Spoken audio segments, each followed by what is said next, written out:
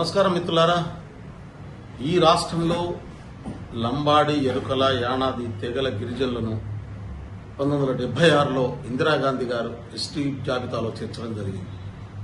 ఉమ్మడి ఆంధ్రప్రదేశ్లో రాయలసీమ, ఆంధ్ర ప్రాంతంలో ఉన్నటువంటి లంబాడి, ఎరుకల, యానాది ప్రజలు ఎస్టీ జాబితాలో ఉన్నప్పటికీ తెలంగాణ ప్రాంతంలో ఉన్నటువంటి గిరిజనుల ఎస్టీ జాబితాలో లేకపోవడంతో ఏరియా రిస్ట్రిక్షన్ రిమూవల్ యాక్ట్తో 1976లో వీళ్ళని ఎస్టీ జాబితాలో చేర్చడం జరిగింది.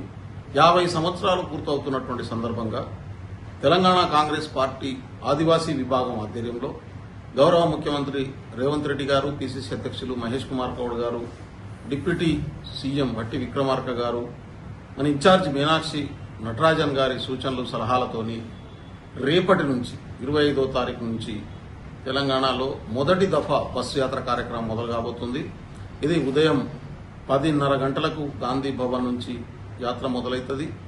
పెద్దలు యాత్రను ప్రారంభిస్తారు. ఈ యాత్ర ప్రారంభించడానికి రేపు పిసిసి అధ్యక్షులు, అదేవిధంగా గిరిజన శాఖ మంత్రి, అదేవిధంగా జూపల్లి కృష్ణారావు గారు, మంత్రులు వీళ్ళందరూ కూడా పెద్ద ఎత్తున వస్తున్నారు. భారీ ఎత్తున గిరిజనులందరూ కూడా గాంధీ భవన్ 10 గంటలకు చేరుకోవాలని చెప్పి కోరుతా ఉన్నాను. ఇక్కడ నుంచి ఈ యాత్ర మైసిగండి మైసమ్మ దర్శనం చేసుకుని అక్కడ నుంచి కల్వకుర్తి నియోజకవర్గ స్థాయి మీటింగ్ జరుపుకొని ఆ తర్వాత రేపు మద్దిమడుగు చేరుకొని నైట్ హాల్ట్ మద్దిమడుగులో ఉంటాం. ఎల్లుండి మద్దిమడుగు నుంచి పొద్దున బయలుదేరి అచ్చంపేట యాత్రను కంప్లీట్ చేసుకుంటూ నాగర్ కర్నూలు జిల్లాలో యాత్ర కొనసాగుతుంది.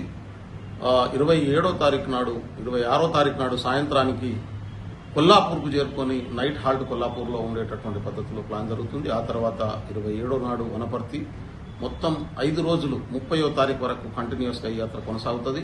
దీన్ని భారీ ఎత్తున గిరిజనులు దీంట్లో భాగస్వాములై ఇందిరాగాంధీ రిజర్వేషన్లు ఇవ్వడం వల్ల మనమంతా ఇవాళ చదువుకోగలిగాం, ఉద్యోగాలు చేయగలుగుతున్నాం, రిజర్వేషన్లు వాడుకోగలిగాం.